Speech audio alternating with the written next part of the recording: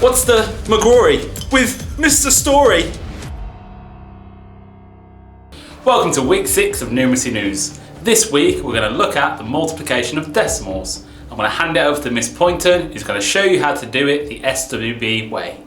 So I am going to be showing you the SWB way to multiply decimals. So you've already done a session this half term on multiplying integers, and this is very, very similar. We just have an extra few steps in there to deal with our decimal numbers. So looking at example number 1, we have got 9.67 multiplied by 7.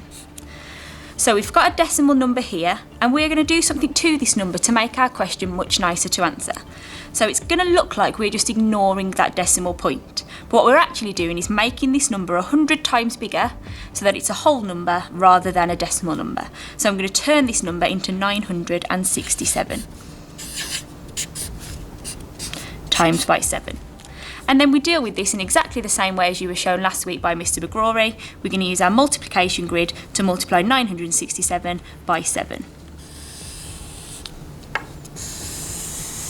So we need to make sure we have our 3 separate place value columns at the top for 900, 60 and 7. So our 9 is worth 900, our 6 is worth 60 and our units is 7. And we multiply that by 7. So 7 times 900, so I'll think to myself first, what's 7 times 9? That is 63, and that is the same then as 6,300. 7 times 60, well 7 times by 6 is 42. So times by 60 must be 420, and 7 times 7 is 49. So we now have our 3 individual numbers that we just need to add together. So using the methods shown to you previously this half term for adding digits together, we're going to write 6,300, 420, making sure our place value columns are all underneath each other, and 49. You might then fill these spaces in with some placeholder zeros, just so that we know everything is perfectly lined up and we're not going to make any mistakes. So starting with our units column, we add them up. 0 add 0 add 9 is 9. 0 add 2 add 4 is 6. 3 add 4 add 0 is 7. And 6 add 0 add 0 is 6. So we have the answer 6,769. But that is actually the answer to this new question that we made. So we need to do something to this answer to make it the answer to our original question, which was 9.67 times by 7. So I explained that we'd made this number here 100 times bigger. So it means our answer is 100 times too big. So to make it the right answer, we need to divide that by 100 to make it the answer to that first question. So 6,769 divided by 100 to make it 100 times smaller is 67.69. You can check that you have done this process correctly by looking at how many decimal digits there are in your question. So here, the decimals are our 6 and 7. So the decimals here, we need to have 2 decimal places, and that is a good check to make sure you have done that question correctly. So the answer to example 1 is 67.69. Okay then, moving on to example number 2. In this question we've got 2 decimal numbers multiplied together. We've got 3.9 and 2.4. So again, we don't like dealing with these as decimals. There's too many places we might make a mistake. So to make it easier for you, we're going to turn these into whole numbers, into integers. So 3.9 can now be written as 39, which is 10 times bigger than 3.9, and 2.4 we will change to 24. We treat this as a normal multiplication, as I've just shown you, and I think you've seen this enough times now then to listen to me explain it.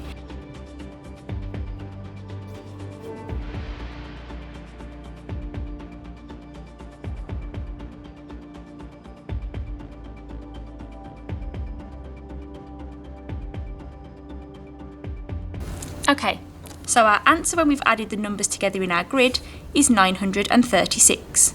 But remember, that is the answer to this new question that we made, 39 times by 24. And this time we made this number 10 times bigger and this number 10 times bigger. So our answer has been made 10 times bigger twice, so it's been made 100 times bigger. So to get back to the answer for the original question, we need to divide this number by 100.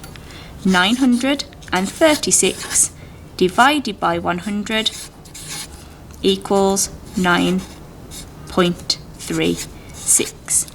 And then to check we've definitely done that right, the decimal numbers in our question, so our numbers after the decimal point, were 9 and 4, so there should be 2 decimal places in my answer, and there is. So the answer to this one is 9.36. Okay then, question number 3. So we've got 2 decimals this time, but they have different amounts of decimal places in the question. So we're doing 7.83 multiplied by 4.6. So we're going to make these into nice numbers. We're going to ignore the decimals, we're going to make them bigger so that they are whole numbers. So we're going to turn 7.83 into 783 and multiply that by 46. So it looks like we're just ignoring the decimal points for now, but it's important you understand that why this works is that we've made this 100 times bigger and this 10 times bigger, and we just need to adjust our answer at the end.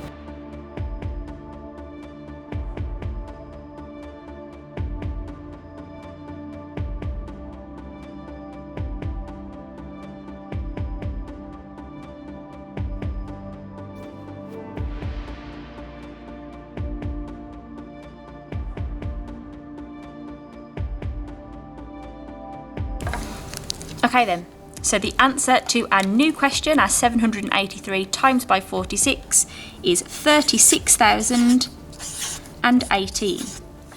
But this time the number in our questions, this one got multiplied by 100, so is 100 times bigger, and this one got multiplied by 10, so is 10 times bigger. So altogether it is 1,000 times bigger, because we've got times by 100 and times by 10, which is the same as multiplying by 1,000. So this time our number needs to be divided by 1,000, which is 36.018. But again, let's just double check with our little trick. We have 2 decimal places in this question and 1 decimal place in this question.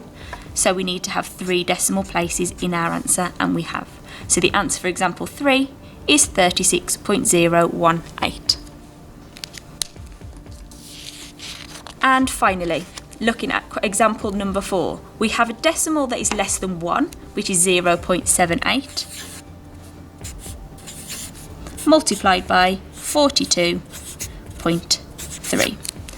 So very quickly I'm going to change this into a whole number by ignoring my decimal point and just writing 78 and multiplying this one by 42.3, which we will change into 423.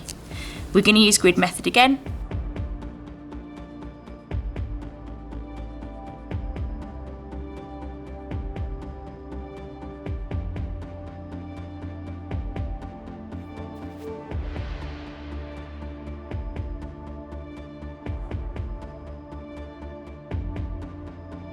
Okay, so the answer to our new question, which was 78 times by 423, is 32,994.